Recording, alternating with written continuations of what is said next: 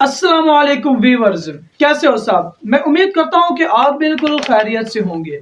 मेरा नाम है मोहम्मद अब्दुल्ला और आप देख रहे हैं हमारा रिएक्शन यूट्यूब चैनल। तो फ्रेंड्स, आज जिस वीडियो पर मैं रिएक्शन देने वाला हूं उस वीडियो का टाइटल है इसरो वीएस नासा। तो आज हम इस वीडियो पर रिएक्शन देंगे। इस वीडियो का जो लिंक है वो डिस्क्रिप्शन में दिया गया है। उस चैनल को सब्सक्राइब करना मत भूलिए और उसके साथ साथ हमारे इस रिएक्शन चैनल को भी सब्सक्राइब करना मत भूलिए। तो चलें वीडियो स्टार्ट करते हैं।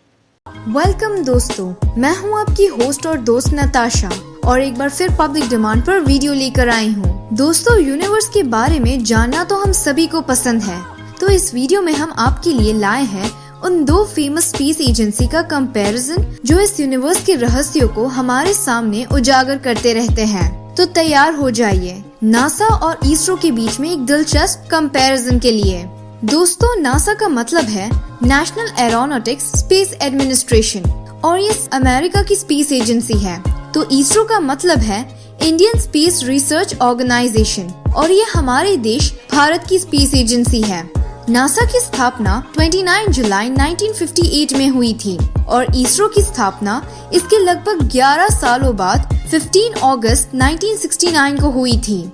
वाइट डी एइसेनहोवर को नासा की स्थापना का श्रेय दिया जाता है, तो इसरो के पितामह विक्रम साराभाई थे। नासा का हेडक्वार्टर अमेरिका की राजधानी वॉशिंगटन डीसी में है, तो इसरो का हेडक्वार्टर भारत के बेंगलुरु में है। आज नासा का कार्यभार चार्ल्स बॉल्डन संभालते हैं, तो इसरो के वर्तमान चेयरमैन डॉक्टर के सिवन हैं। आपको बता दें कि नासा में लगभग 17,336 लोग काम करते हैं, जो सिर्फ अमेरिका के ही नहीं बल्कि दुनिया के अलग अलग देशों से होते हैं। फोर्ब्स की रिपोर्ट के अनुसार इनमें से करीब 3% लोग भारतीय हैं, लेकिन 2008 में टाइम्स ऑफ इंडिया में पब्लिश की गई इंडियन गवर्नमेंट की रिपोर्ट के अनुसार नासा में 36% भारतीय साइंटिस्ट काम करते हैं। जी हाँ दोस्तों, 36%। कल्पना चावला, सुनीता विलियम्स, अश्विन वसावाडा और शर्मिला भट्टाचार्य कुछ जाने माने भारतीय हैं, जो नासा में काम कर चुके हैं। वहीं दूसरी तरफ इसरो में करीब 16,072 लोग काम करते हैं और ये सभी लोग भारतीय हैं। एक तरफ जहां नासा के ज्यादातर प्रोजेक्ट्स अंतरिक्ष में दूर दूर के ग्रहों की खोज पर केंद्रित होते हैं, वहीं इसरो के प्रोजेक्ट्स भारत और आसपास के देशों के डेवलपमेंट से जुड़े होते हैं। कम्युनिकेशन और वेदर फोरकास्टिंग सैटेलाइट्स लॉन्च करना इसके कुछ उदाहरण हैं। अगर हम सालाना बजट की बात करें तो नासा और इसरो में जमीन आसमान का अंतर है। एक तरफ नासा का बजट $20.7 बिलियन है, तो इसरो का बजट सिर्फ $1.6 बिलियन है। जहां नासा नए नए प्रोजेक्ट्स को करने के लिए दुनिया भर में मशहूर है, वहीं इसरो सबसे कम खर्च में सफल प्रोजेक्ट्स करने के लिए जानी जाती है। दोस्तों, आपको एक बात बता दें कि नासा अपने सैटेलाइट और रॉकेट के लिए सामान बाहर से खरीदती है और दुनिया के अलग अलग देशों की स्पेस एजेंसीज के साथ मिलकर प्रोजेक्ट्स पर काम करती है। लेकिन आपको जानकर खुशी होगी कि इसरो लगभग हर चीज खुद ही बनाती है और प्रोजेक्ट्स को भी ज्यादातर अकेले ही करती है। अगर हम सबसे सफल मिशंस की बात करें तो नासा के पायोनियर, वॉयेगर, कैसिनी-हुइगेन्स, हबल, अपोलो, विकिंग और स्पिट्जर जैसे मिशन को कामयाबी से पूरा किया गया है। तो इसरो ने चंद्रयान 1, मंगलयान 1, कार्टोसैट और PSLV-C37 को कामयाब किया है। PSLV-C37 वही प्रोजेक्ट है जिसमें इसरो ने एक ही रॉकेट में 104 सैटेलाइट लॉन्च की थी। नासा ने अपनी पहली सैटेलाइट जनवरी 1958 में लॉन्च की थी, जिसका नाम एक्सप्लोरर 1 था, जबकि इसरो की पहली सैटेलाइट का नाम आर्यभट्ट था, जिसे सोवियत यूनियन की मदद से 1975 में लॉन्च की गई थी। नासा का पहला कामयाब मून मिशन सन 1962 का रेंजर 4 मिशन था और मून पर पहले इंसान को भेजने में भी नासा ने ही कामयाबी पाई थी, जब 20 जुलाई 1969 को नील आर्मस्ट्रांग ने मून पर पहला कदम रखा था। इस मिशन को अपोलो 11 नाम दिया गया था। इसके बाद से आज तक नासा ने 6 बार सफलतापूर्वक इंसानों को मून पर भेजा है। वहीं अगर हम इसरो की बात करें तो 22 अक्टूबर 2008 का चंद्रयान 1 मिशन इसरो का पहला और अभी तक का एकमात्र मून मिशन है, लेकिन भारत ने अपनी पहली बॉल पे ही छक्का लगा दिया था। जी हाँ दोस्तों, चंद्रयान 1 दुनिया का पहला मून मिशन था जिसने मून पर सबसे पहले पानी की खोज की थी। अगर हम बात करें मार्स मिशन की, तो नासा ने 5 नवंबर 1964 वाओ, को अपनी कमाल। पहली मार्स सैटेलाइट मराइनर 3 भेजी थी, जो असफल रही थी। इसके बाद 14 नवंबर 1965 को भेजी गई मराइनर 4 सैटेलाइट के साथ वो मार्स पर पहुंचने वाली पहली स्पेस एजेंसी बन गई। इसके बाद भी नासा ने मार्स पाथफाइंडर, मार्स इनसाइट और क्यूरियोसिटी जैसे सफल मार्स मिशन चलाए हैं। वहीं इसरो का अपना पहला मार्स मिशन मंगलयान 1 था, जिसे 5 नवंबर 2013 को लॉन्च किया गया था। इस मिशन के साथ इसरो ने पूरी दुनिया को चौंकाकर अपनी पहली कोशिश में मार्स पर पहुंचने वाली सबसे पहली स्पेस एजेंसी बन गई थी। इसरो का मंगलयान 1 मिशन दुनिया का सबसे सस्ता मार्स मिशन है, जिसे सिर्फ $74 मिलियन में पूरा कर लिया गया था। बता दें कि इंडिया का मार्स मिशन हॉलीवुड की movie Galaxy, Armageddon, guardian of Galaxy और स्टार वॉर्स से भी सस्ता था। दोस्तों, नासा ने इसके अलावा भी सूर्य मंडल के कई ग्रहों पर सफलतापूर्वक अपनी सैटेलाइट्स भेजी है, लेकिन इसरो ने अभी तक सिर्फ मार्स पर ही सैटेलाइट भेजने में कामयाबी पाई है। नासा के पास अपना इंटरनेशनल स्पेस स्टेशन है, तो इसरो का अभी स्पेस स्टेशन बनाने का न कोई इरादा है और न ही बजट। नासा के पास एटलस 5, फैल्कन 9, सैटर्न 5 जैसे सैटेलाइट लॉन्चिंग व्हीकल्स हैं, तो इसरो के पास SLV, SLV और GSLV जैसे सैटेलाइट लॉन्चिंग व्हीकल्स हैं।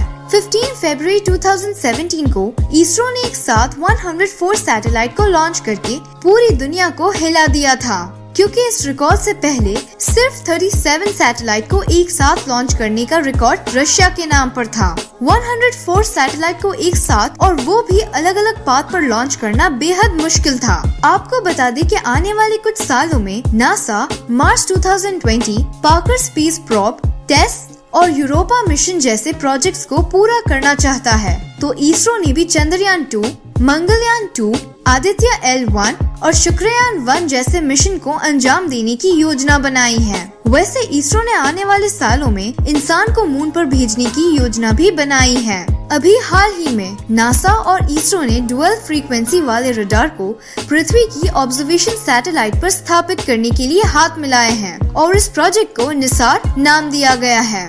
तो दोस्तों, आपको कौन सी स्पेस एजेंसी अच्छी लगी, नासा या इसरो? कमेंट में जरूर बताएं। जी तो फ्रेंड्स, ये था हमारा आज का रिएक्शन इसरो vs नासा। तो आज की इस वीडियो में हमने देखा कि इसरो एक बहुत ही बेहतरीन स्पेस एजेंसी है, और उसके अलावा नासा, उसे तो खैर हम जानते हैं शुरू से ही कि वो किस तरह के जो है स्पेस मिशन वो भेजते हैं, और वो अब तक क्या कुछ दरियाफ्त कर चुके हैं, और इसरो जो है वो अब तक क्या कुछ दरियाफ्त कर चुका है, वो इतना मुझे उसके बारे में मालूम नहीं था।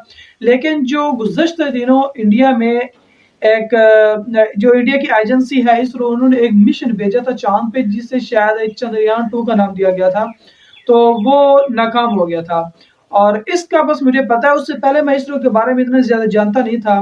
तो ये जो मैंने देखा था कि इंडिया ने चंद्रयान 2 मिशन जो चांद पे भेजा था ना, वो एंड पे जाके नाकाम हो गया था। तो ये इंडिया की एक बहुत अच्छी कोशिश थी।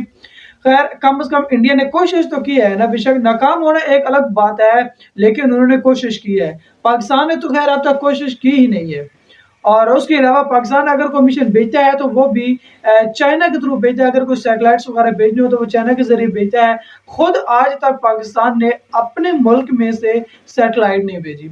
और उसके अलावा जो नासा है, उसके रिसर्चेस के बारे में तो हम जानते हैं कि उन्होंने जो 1969 में चांद पे मिशन भेजा था, नील आर्मस्ट्रांग गया था वहां पे, और उसके बाद उन्होंने मार्स पे भी काफी सारे मिशन जो है वो भेजे। लेकिन ये जानकर मैं हैरान हुआ हूँ कि इंडिया ने भी मार्स पे एक मिशन भेजा था, और वो पहला कामयाब मिशन था जिसमें उन्होंने मार्स की एक बिल्कुल क्लियर तस्वीर जो है ना वो हासिल की थी। और उसके बाद जो मार्स के बारे में है वो रिसर्च आगे बढ़ी थी। तो और उसके अलावा एक हैरत अंगेज बात जो है ना वो इसरो के बारे में ये है कि ये इंतहाई कम खर्च में स्पेस मिशन जो है वो रवाना करता है। चंद्रयान 2 उसके बारे में एक दिन मैं पढ़ रहा था कि तकरीबन 70-72 मिलियन डॉलर में, शायद 70-72 बिलियन डॉलर में उन्होंने वो मिशन जो है वो रवाना किया था। और जो अमेरिका है उन्होंने 572 बिलियन डॉलर में जो है ना चांद पे मिशन भेजा था।